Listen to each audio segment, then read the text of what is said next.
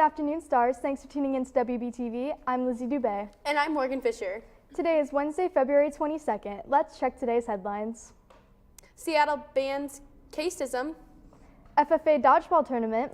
And spring musical fundraiser. We have the details. And now for the question of the day. The question is, how many members from the Beatles are still alive? Email RadioTV at wb.rtv and Outlook, or you can give us a call at extension 3134 if you think you know the answer.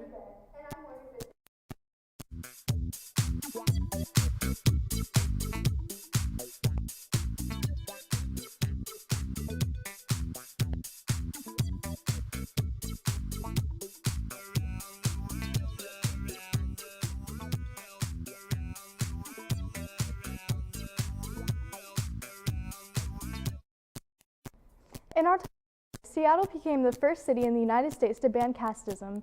The caste system is a social hierarchy that divides people into classes at birth. Those on the lowest rung of the ladder face discrimination, slurs, and violence. Caste will now be protected alongside other categories such as race, religion, and gender identity. This law prohibits caste discrimination in employment, housing, public accommodations, and other areas. In WeBo News, the FFA Dodgeball Tournament is Friday, February 24th, after school in the junior high gym. There is a $30 entry fee and a double elimination. There will be 6 people per team. You do not have to be an FFA to participate. The winning team will get a trophy and $200. If you are interested, see Mr. Terhar for entry forms and more information.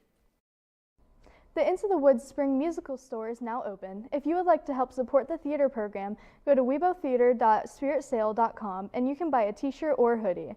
The store closes this Sunday, February 26th, and all orders will be delivered to Western Boone for pickup. Please note that there is no design at this time, but it will be based on how many orders are placed. We'll be back with weather after this quick break.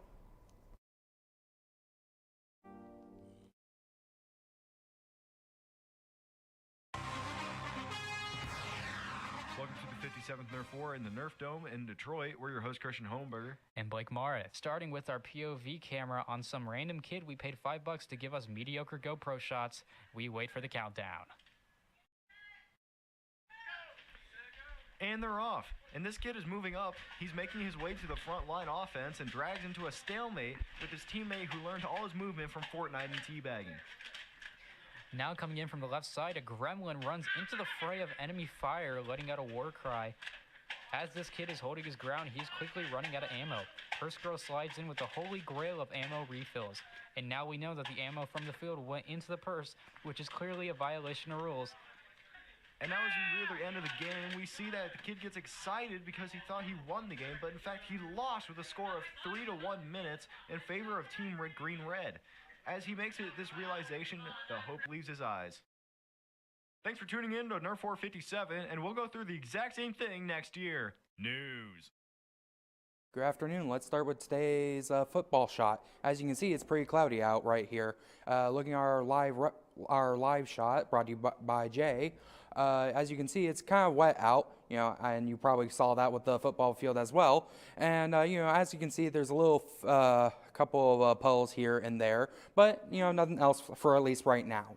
On to our current conditions. It is currently 64 degrees outside with thunderstorms running about. Winds coming from the southwest at 21 miles per hour. And looking at our radar, as you can see, what is coming from the southwest is a bunch of storms. Right now, we're getting the rain part with light to moderate rain. But thankfully, our extended says we won't have to deal with it for too long. As you can see, on Thursday, we have sunny skies with a bit of wind coming in with a high of 61 and a low of 23. Friday, we have mostly cloudy skies, but with some sun. With a high of 39 and a low of 29. And Saturday, a little bit more cloudy with a high of 47 and a low of 32. That's all for weather. And now we're going into, interview.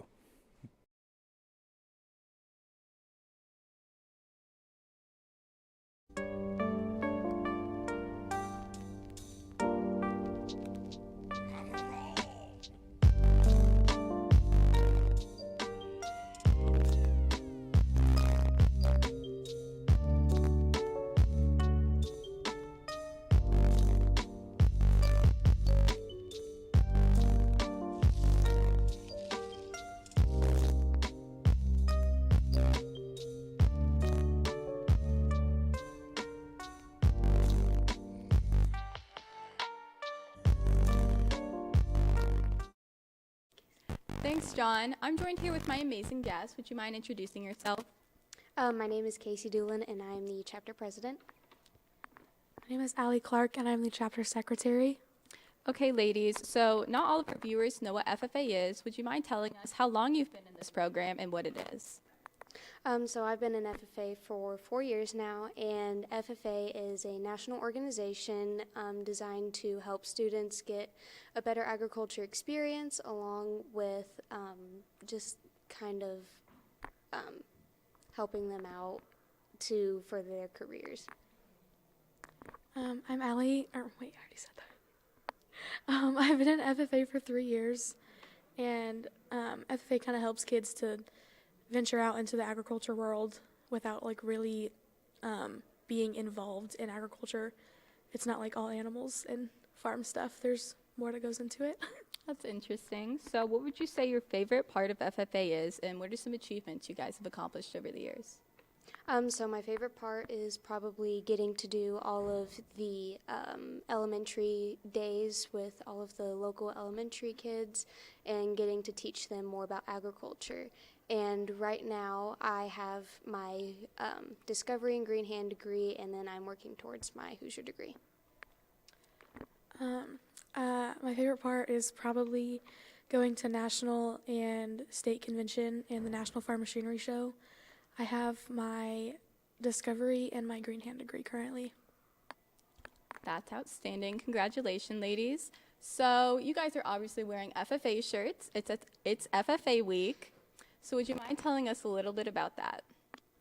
So FFA Week is a national thing that FFA has put together, and it's basically to kind of get FFA out there and more involved like around the community and just anyone who wants to participate. And then we do have dress-up days around our school this week. So the dress-up days, today was Blue and Gold Day. That's why we're in our polos.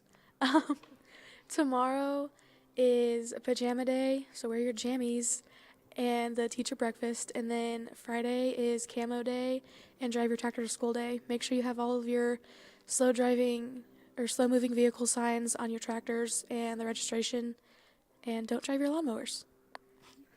Okay, well, thank you for joining me. It was nice having you. That's all for this interview, though. We'll be back with Riley and Sports after this.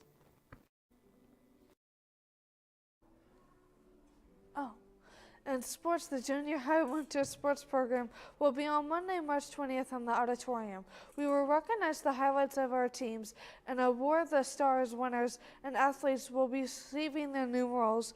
The program starts at 6. The varsity boys basketball team traveled to Cascade this past Friday and came with a 51-46 win. The night started off well as we took on the lead early, ending the leading halftime by 3. The Stars then found themselves trailing by 1 to the start of fourth quarter. The timely stops and hustle plays led to the Stars pulling out the victory. And the boys' swim team finished 5th at sectionals. The Stars scored a